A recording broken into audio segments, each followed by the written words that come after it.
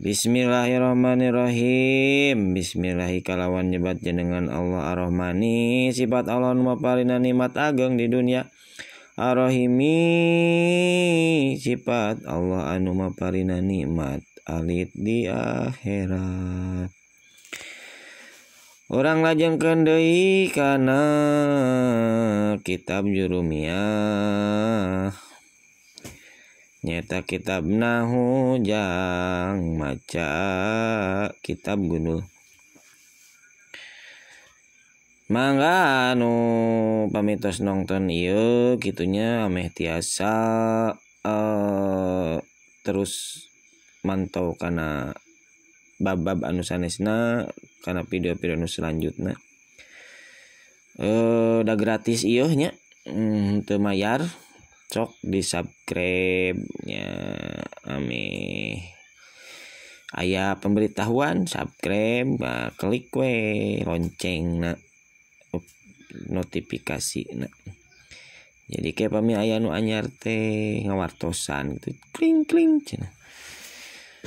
Teh kitu urang lajengkeun wae nya, mudah-mudahan barokah sareng manfaat khususna ka barudak santri Nurul Iman KDKM Cihaur Jampang Sagaranten. Umumna mah ka santri mana wae sareng ka saha wae anu minat belajar kana ieu kitab Jurumiyah dasar ilmu kange, supaya tiasa ngajabar jeeran kitab gunul sareng maca kitab gunul. Urang mulai wae. Wa aksamu salah satun ismun wa fi'lun wa harfun ja'ali makna. Wa aksamu jeung ari babagean kalam eta salah satun eta aya 3. Ismun hiji kalimah isim wa fi'lun jeung kadua kalimah fi'il wa harfun jeung katilu kalimah harap.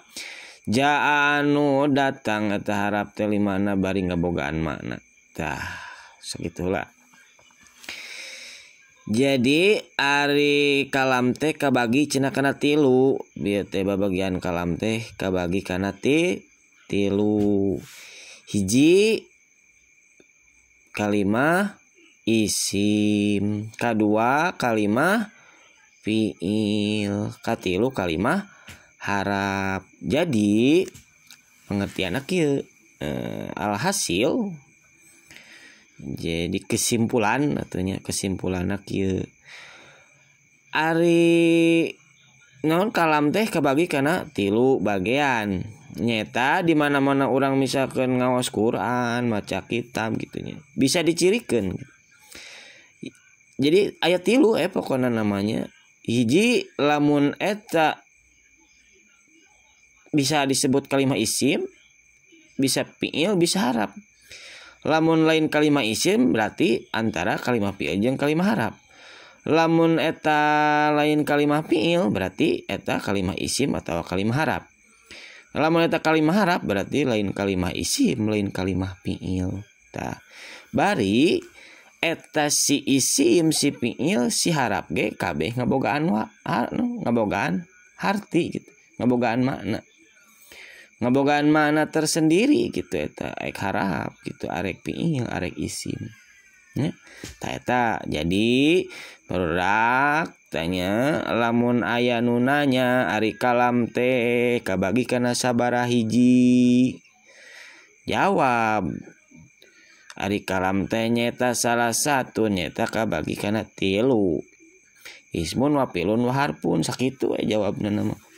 Misal aya nu nanya sabaraha bagian ari kalam, jawab 3.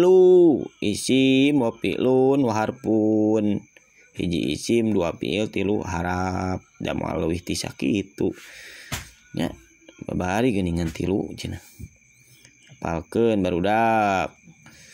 Tah nya. Urang lajengkeun ieu kana ka dieu. Salit teh. Pal ismu yurofu bil khofdi wa tanwini wa duhulil alifi wa lami wa huruful khofdi wa hiya min wa ila wa an wa ala wa pi wa ruba wal ba'u wal kapu walamu wa huruful qasam wa hiya wal waw wal ba'u wa ta'u. Pal ismu yuropu mangka ari kalimah isim yuropu eta bisa dikanyahukeun bil hofdiku hofad wa tanwini jeung ku tanwin wadul alifi jeung kapanjingan alif walami jeung lam di kapanjingan alif jeung lam wa huruful khafdi jeung huruf hofad eta kapanjingan huruf hofad. Wahia jeung ari huruf hofad teh nyaeta min wa ila tah lapad min lapad ila wa an jeung an wa ala jawapi waruba wal ba'u wal kapu jeung huruf kaf gitu huruf lam jeung sok kasupan huruf qasam nyaeta huruf qasam teh wau ba wal ta jeung ta. Tah hasil nyaeta kesimpulanana tah ieu pan tadi geus ngabahas bagian kalam teh aya 3 nya. Kieu rupa hiji isim 2 fiil 3 harap. Tah ieu urang ngabahas masalah ciri isim. Ari ciri isim nyaeta yuropu bisa dikanyahokeun bil khafdi nyaeta ku hofad nyaeta wa jr tungtung mun ceuk ieu mah. Wa tanwini jeung ku tanwin. Tah tanwin seperti tan tin tun an in un ban bin bun can sin sun eta disebut tanwin jabar 2 jr 2 ps 2. Waduil alifi walami jeung kaasupan alif lam wa huruful khafdi jeung sok kaasupan huruf hofad. Naon huruf hofad teh? Huruf hofad teh nyaeta lapad min ila wa an wa ala wa pi wa ruba wal ba'u nyaeta ba kaf lam jeung sok asupan oge huruf sumpah. Huruf sumpah teh wal waw wal ba'u wa ta'u nyaeta waw sumpah waw ba sumpah jeung ta sumpah ta qasam teh. Seperti naon wallahu wallahi taullahi billahi tah eta huruf sumpah jadi kaasupan wawuna eta waw qasam billahi ba'na ba qasam taullahi ta'na ta qasam. Tah eta tah lamun sakitu pan nyaho yeuh. Oke kumaha lamun aya nu naros yeuh naon ari ciri isim teh naon mun barudak nya mun anu nanya eta mun ciri isim teh jawab gitu. Ciri isim teh naon bisa dikanyahokeun naon bil khafdi wa tanwini waduhulil alifi wa lam wa huruful khafdi wa hiya min wa ila wa an wa la wa pi wa ruba wal kafu wa lam wa huruful qasam wa hiya wal wal wa ta'u. Jawab gitu. Tah eta ciri isim teh kitu. Kumaha contona? Tah misalkeun contona lapad bismi tadi tah nya eta bismi tah bismi mana tadi teh bismi teh tah burem jadi burem ge bismi tah ieu bismi tah ieu tadi pan di ditu aya ninganan wal ba'u wal kapu tah ieu teh bismi teh harap hofad.